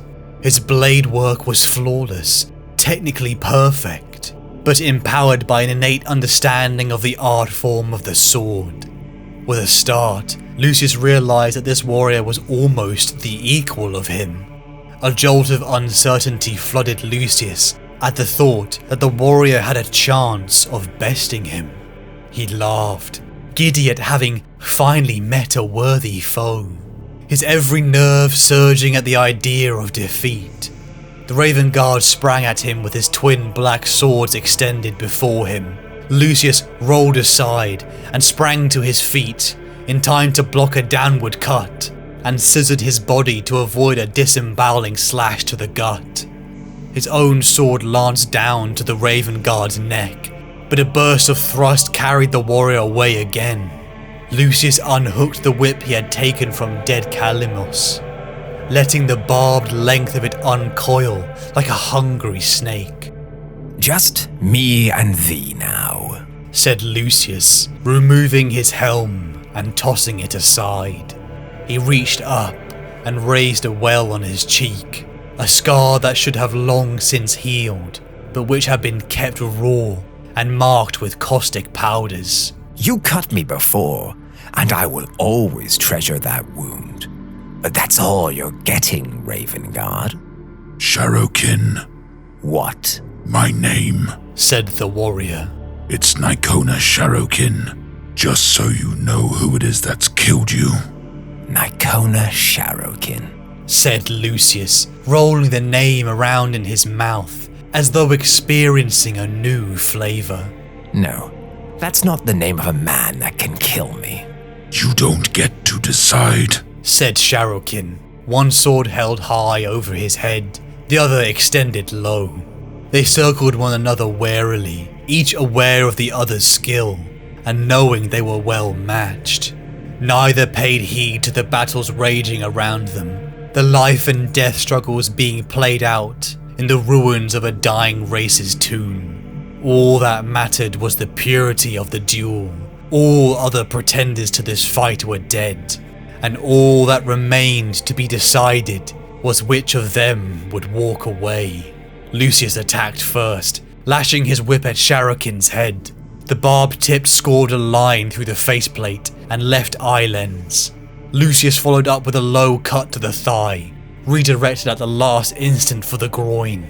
Sharokin read the move and blocked with the cross blades, spinning on his heel to hammer his elbow into Lucius's head. But Lucius wasn't there, rolling forwards beneath the blow to thrust his blade at the base of Sharokin's spine. More flame from the Raven Guard's jump pack carried him away from the paralyzing strike. He spun as he landed to face Lucius once more. You're fast, son of Corax, said Lucius. Too fast for you, traitor. Lucius smiled. You won't goad me into foolishness. Even before Lucius finished speaking, Sharokin gunned his jets again. Instead of dodging, Lucius leapt up to meet the Raven Guard with his whip, slashing and his sword stabbing. He saw the black outline of the Raven Guard coming at him and stabbed his sword into where Sharokin's throat would be. His blade struck only empty air, and the shock of that almost cost him his life. Somehow, impossibly, the Raven Guard wasn't there. A blade plunged into his side, and Lucius twisted away from the fiery, unexpected, and exquisite pain. Lucius spun, feeling suddenly helpless as the Raven Guard slipped around him with dizzying speed, his blade stabbing again and again. Then the Raven Guard was at Lucius's back, pushing him to his knees, blades pressed down through his gorget into the hollows either side of his neck. It gives me no pleasure to do this, said Sharokin. You are nothing to me, simply a rabid dog that needs to be put down. Lucius tried to speak, to say something to mark his death. Sharokin's blade stabbed down behind Lucius's collarbone, tearing through his heart and lungs, severing arteries and wreaking catastrophic damage that not even a Space Marine's post-human physiology could undo. And all thoughts of worthy valediction died with him.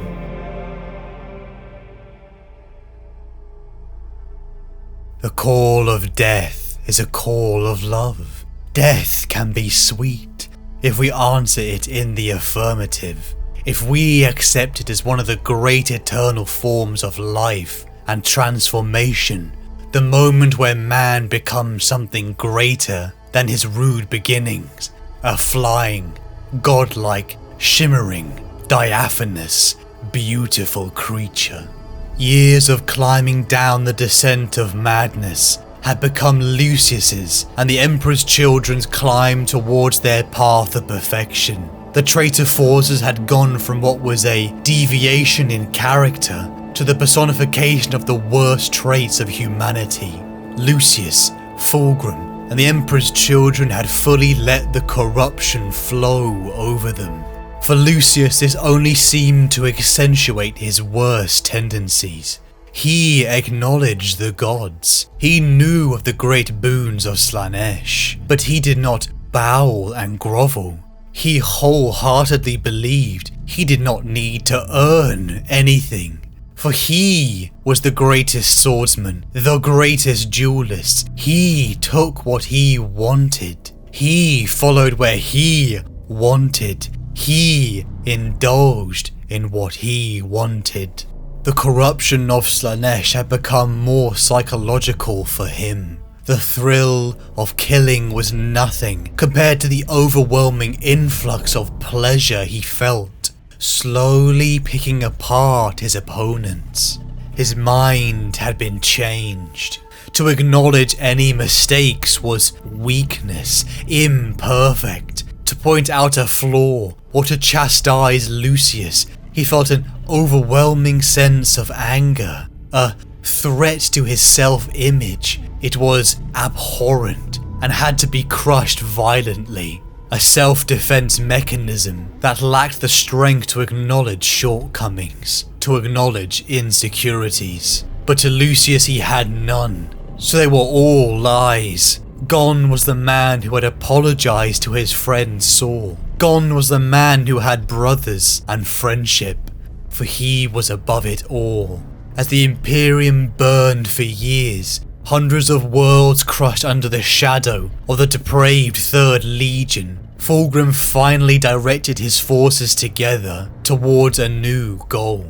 A weapon that could turn the tide, as the traitors began to turn their attentions towards terror itself. Assembling before Perturabo, the Primarch of the Iron Warriors, and his legion, they saw what the Third Legion had become. 500 warriors in the shimmering purple of the Emperor's children emerged from the smoke, and their appearance drew a gasp of shock from the assembled Iron Warriors. Lashes of vivid pigment were spattered over contrasting hues and clashing colours, offending the eyes with their garish disregard for the Legion's heraldry. Jagged spikes jutted from pauldrons, and their helmets were Byzantine winged affairs. The heart within was reflected. Lucius wore upon his battle plate displays of ravenous excess. Slaves dragged in chains in this parade of madness, flayed skin artworks, fumes that began to tickle the heart and spine of any who dared partake. The sight was disgusting, only appreciated by those too devolved to have sense. With Lucius as his personal guard, Fulgrim came to offer his brother Perturabo the chance to claim this weapon, the Angel Exterminatus, together. Their path took them directly into the Eye of Terror, the malignant storm that was a breach from real space into the warp. As the traitorous forces followed the grueling path, they were ambushed. A cruiser ship, the Sissu Femme, a mashing together of loyalist survivors of Istvaan V, launched themselves at the traitors. It felt exhilarating for Lucius once more to test himself upon Astartes, and the layer blade in his hand tasted Iron Hand's blood once more. In the midst of the melee, Lucius caught sight of a shadow in his periphery, a darting figure that finally made a killing strike. A cut was cleaved across Lucius's face. Only one. Garviel Loken had ever left a mark upon him, and a fresh wound filled him with maddening delight and hate. This pathetic little raven had cut him. Finally a challenge to test himself, to see how much more perfect he was becoming.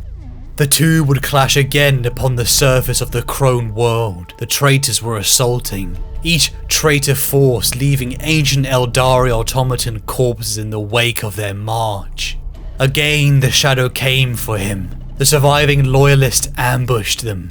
Just before the Eldar citadel, Nakonia Sharokin of the Raven Guard's black emotionless eyes looked into the bloodshot, mad ones of Lucius. Lucius began to taunt and goad him, enjoying himself. But quickly he found he had to use all of his concentration. He was being matched. His opponent's skill was equal. Impossible. For how could any be his equal? Blades clash in a whirl and dance, so fast that other Astartes would have been overwhelmed. The duel was incredible. No one had pushed Lucius this far before. As Lucius made his attempts to end this little plaything, twin black swords plunged into his dual hearts. Blood poured from him as Lucius heard words he had dreaded most in this universe. It gives me no pleasure to do this. You are nothing to me. Simply a rabid dog that needs to be put down. The last vestiges of life left Lucius, but this seemingly miserable end had not gone unnoticed. For the call of death is a call of love. Death can be sweet, a chance to become something greater, a godlike, shimmering, diaphanous, beautiful creature.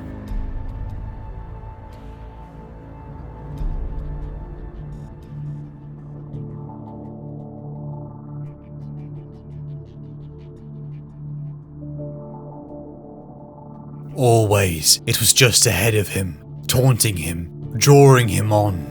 Right now it appeared as a slender minaret of fluted ivory and mother of pearl, with a cupola that burned in silver fire. It stood amidst the thick forests of trees that ride with their own sick radiance. Living flames leapt from branch to branch, giggling with childish amusement, as the forest grew and fell back, denying him a way through. Scared of me, are you? The blue flame at the top of the tower flared brighter in response. Lucius drew his sword, its radiant silver. It had been a gift from his Primarch, too noble a weapon for hewing, but needs must. Lucius hacked at the glass trees, shattering glowing limbs to fragments with every swing. He pushed deeper into the glittering forest, shorn branches reforming behind him with the sounds of windows breaking in reverse. The capering flames screeched in annoyance, but Lucius ignored them. They darted in and sought to burn him. He unhooked the barbed wire that he had lifted from Calamos and lashed them back. They squealed and fled each agonizing touch. Then the forest parted, and Sanakht's tower was before him. Closer now, he saw the mercury-bright flame, veining the structure like a living thing. A warrior in crimson armor stood in a dueling circle of flattened sand before the tower. Twin swords hung at his waist. One pommel cat with a dark jackal's head, the other a white hawk.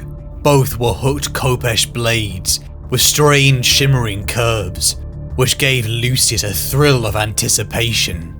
To face a new blade was always interesting. I hear you've been looking to fight me, Lucius. Sanakht said. The warrior's face was obscured behind a helm with a silver crest and faceplate.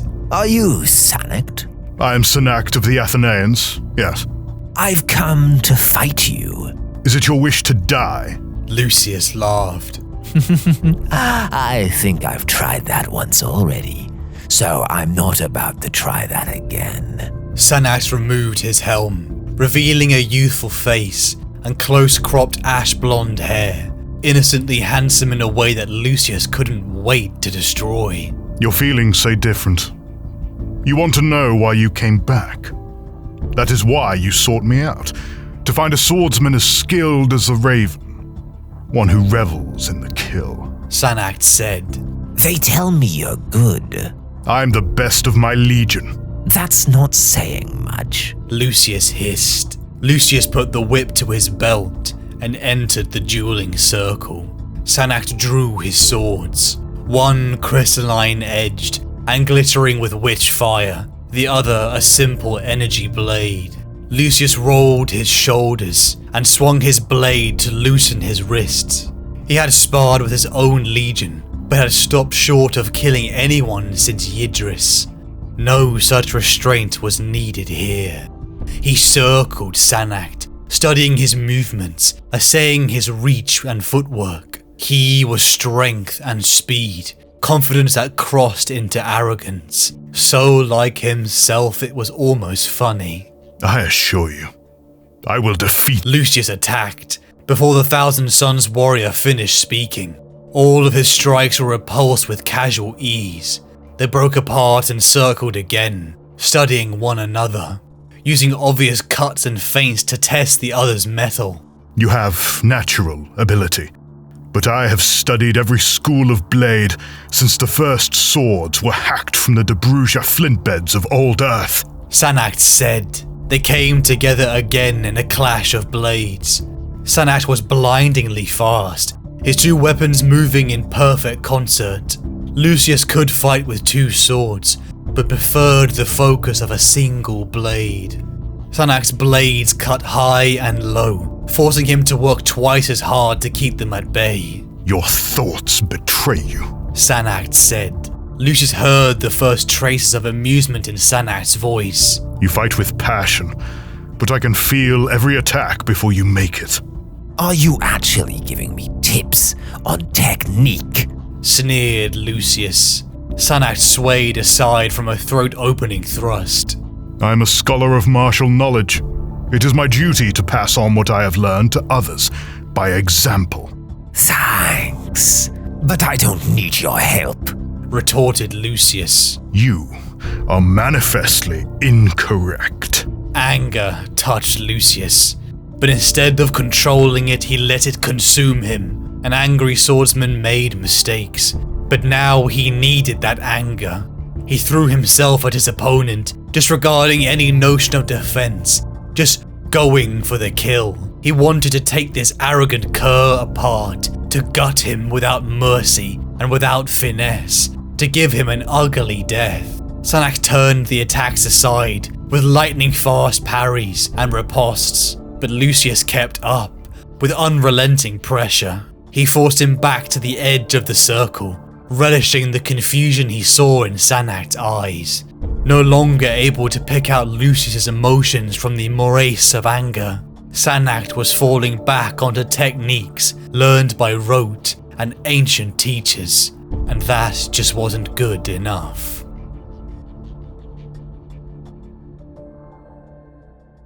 Lucius awoke upon the apothecarian table. He had died. He was sure of it. Twin blades had pierced his heart, and yet he lived. Nakonia Sharokin, the Raven Guard, had defeated him, and he took no pleasure from it. A thought that was utterly alien to Lucius's mind. If anyone had achieved the impossible and defeated him, how could they not roar with triumph? How could they not be overcome with satisfaction? The champion of the Third Legion had walked a path of perfection, a journey rife with ambition, betrayal, and sedition. A life of utter focus on blade work. It consumed him, creating this mad feed that exuded pleasure from slaying his foes, demonstrating his power and perfection. Dark eyes bore down on the boy from Chemos, taking utter delight in each vile act he did, fueling the Prince of Pleasure. Even the cursed apothecary Fabius Bile had no idea how Lucius had returned to life, a mystery he would begin to understand in the years to come. Following the events of the Angel Exterminatus, the Third Legion was directionless. Fulgrim's grand quest had succeeded, and he had become the Angel Exterminatus, fueling a dark apotheosis with a life force stolen from his brother Perturabo, a multi-limbed, sensual, snake-like entity roared into existence as Fulgrim ascended into a demon Primarch. Leaderless, elements of the Legion scattered, turning into warbands that simply ravaged the galaxy, loosely under the authority of the corrupted Warmaster Horus. Lucius's ego had been hit. He needed to reclaim his feelings of power again. He needed to prove to himself that he was close towards perfection. He needed to fight the deeply riddled insecurity of weakness. And so he sought out worthy challenges. Sanakht of the Athenaeans, a surviving member of the broken Thousand Sons, was a name whispered to Lucius, and Astarte said to be the greatest, something the vile Lucius couldn't resist. Alone, Lucius made his way to the crumbling ruins of the planet of the sorcerers, cutting his way through a glass forest until he finally met his opponent. Two arrogant men faced each other, both far cries from the men they were during the Great Crusade, both more powerful, but yet both lesser too.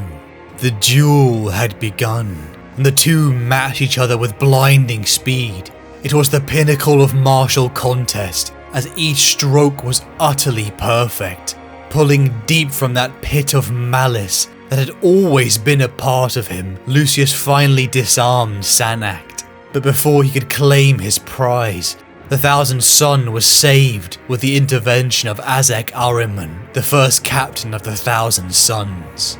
Lucius was furious, and decided he would accompany Ahriman on his quest to retrieve the Iron Oculus, for the sole purpose of waiting for an opportunity to duel Sanakht.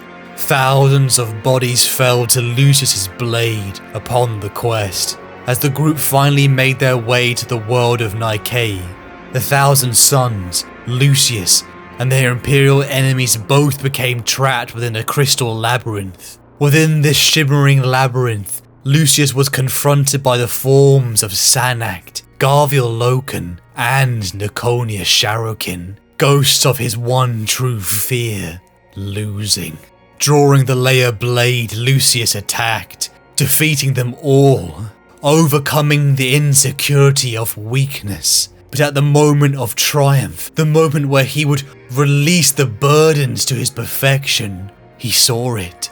He saw a reflection of his previous, uncorrupted self, Lucius, the son of Chemos, servant of the Emperor, and friend of Saul Tarvitz. How far had he fallen? But any semblance of reflection or sorrow could not reach his heart. He screamed as he only perceived a reminder of his weaknesses. Lucius was swallowed by the crystal maze, lost within this mad prison, only escaping to enact a rage against the material universe. He lay in that fog until a psychic scream rippled through every fibre of his being. Fulgrim, just on instinct, he knew what this meant. Their lord was calling his children to his side. Lucius returned as the remnants of the Third Legion gathered in preparation for the end game. The Siege of Terror. The shambling, disgusting, sensual mess that was the Emperor's children darkened the skies of the throne world, genetically manipulated, with all manner of sensory machines grafted, with iconography and artwork knitted from living things you could barely call human. The traitorous forces burned the throne world, beginning the most grueling, horrifying siege in human history, on the world that Saul had hoped to stand side by side with Nathaniel Garrow on, felt the wrath of Lucius and the Emperor's children.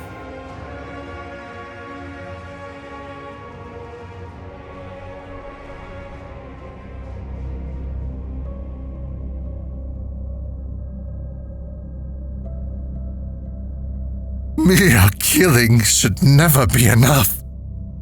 How much more intense is the feeling of inhaling the mist created when you vibrate the foe's body until he vaporizes.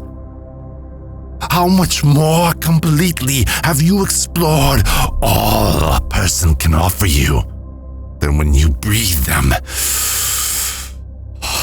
into yourself, leaving only the memory of them still a part of this world? Slanted, coal-rimmed eyes beheld the Eternal, bright with cunning and malicious intelligence. Dark sable hair threaded with crimson dye was scraped up in a tight scalp, locked over in a circlet of the same dark crystal she stood upon. Contoured plates of segmented armor sheathed her inhumanly tall, slender physique, inked with elaborate and revolting patterns that flowed and writhed upon the dark surfaces. They framed a fist-sized pendant of a skull pierced by 3 splinters of bone, set at the center of her chest, and carved from wraithbone as white as untouched snow. A withered, androgynous slave of a species Lucius could not identify, cowed in chains on the plinth at her side. It carried a long, slender device in its grimy claws, holding one end of it up in front of her lips. She spoke again, her words twisting through the device and rendered into Gothic with a sibilant hiss. My contemporaries find it a touch theatrical, but what is life without art? Hello, little god maker. Lucius bared his cage of needle teeth in a smile at the Dark Eldar. The air was filled with a low shriek of anti-grav engines. Eldar in spiked carapace suits swept down around Lucius, tearing through the air on angular, bladed skyboards. The aliens whooped and jeered at Lucius as they spun in increasing, tighter circles around him, brandishing hooked glaives and serrated daggers. Pay them no mind, said the Eldar, raising an arm and throwing back the shoulder of her cloak of dark fur and flayed skin. With a gesture, the Hellions came to a halt, glaring at Lucius with undisguised hunger. They are always eager to sample the newest additions to my menagerie. So let them, Lucius said. His head was swimming so thoroughly that at first he didn't realize that it was he who had spoken. The proximity to so many of the Eldar was an intoxicating thing. The strangled beat of their withering hearts, their cloying, black scent sinking through to his marrow. let me taste their flesh, their blood. Slanesh will relish the flavor of their souls. Your god. The Eldar laughed, like a serrated blade scraping over glass. Your idiot race does so amuse me.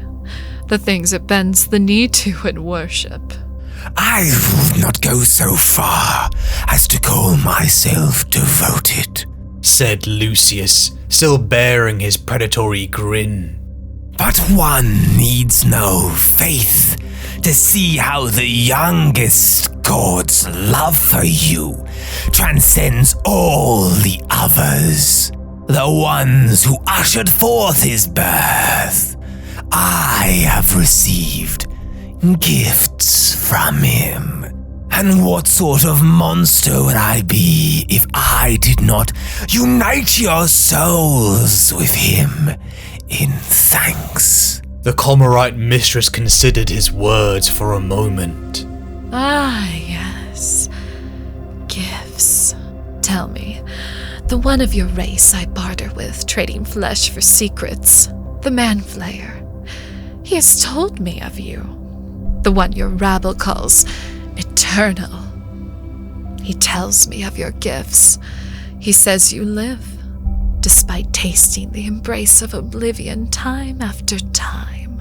She reached up, holding just shy of stroking a clawed fingertip across Lucius's cheek. Death refuses to hold you. You die, and yet you rise.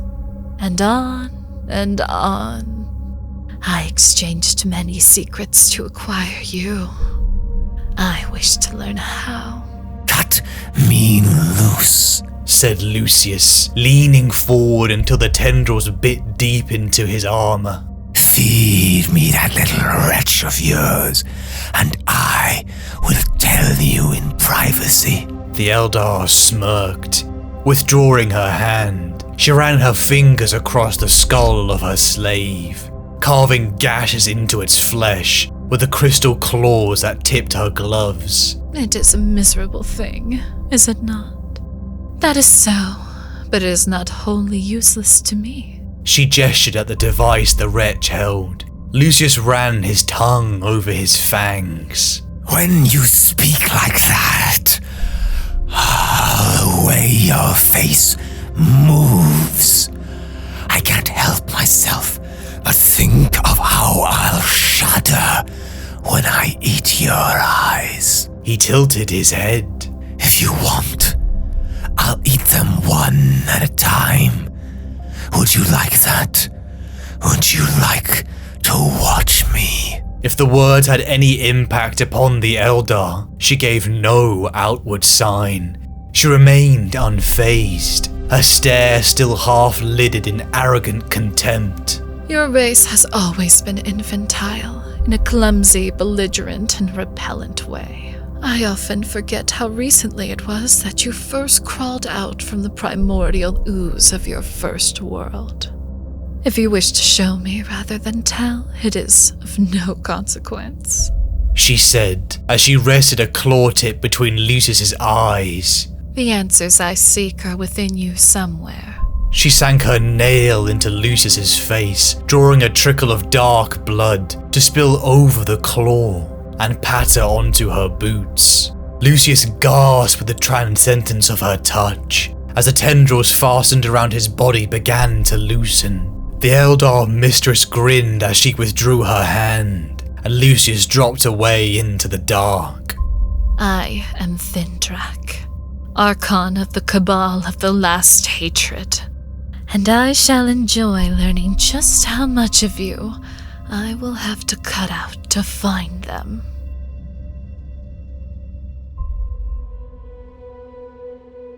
Mere killing should never be enough.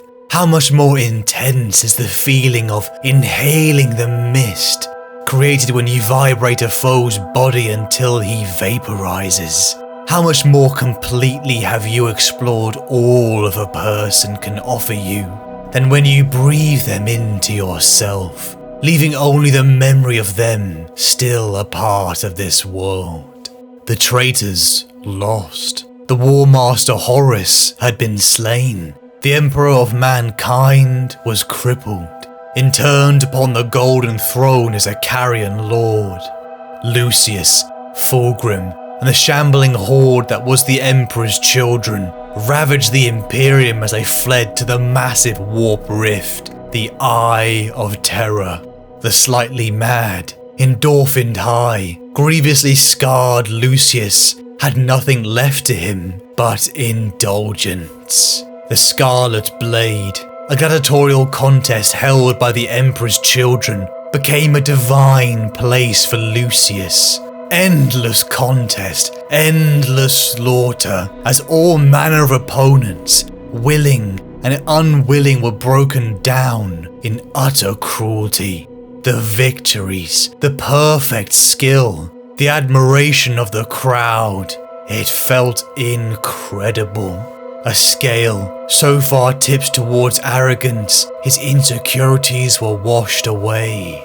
The sea of madness, the warp, twisted and turned around Lucius. Servants of the delightful god Slanesh, fed upon the extreme emotions rippling from him. Oh, he was loved. The favored son had climbed, plucking the fruit of perfection, and he consumed the rotten, twisted prize. The climb of this incredible duelist drew jealous eyes. Lord Commander Sirius, hateful, arrogant, and jealous, decided he needed to destroy this upstart obstacle. Stepping into the ring at the final round of the Scarlet Blade, Sirius challenged the blood-dripping, scarred thing that was Lucius. Armed with only a simple sword and a tunic, Lucius giggled in delight and launched himself at this fully armoured opponent. It was not a fair contest, but a murder in disguise. Each wound Lucius took, his laughter grew. The corruption of Slaanesh turned jolting pain into spasms of ecstasy. Sirius beat Lucius to death until the laughing stopped. Sirius felt immense pleasure and pride from slaying Lucius. But the victorious champion would suffer a fate worse than death. For weeks, the Lord Commander began to change. His hair fell out. Others could hear him scream in the night. Some nights it almost sounded like laughter. Someone else's laughter. Dark lines appeared under his flesh, growing until they formed a maze of scar tissue.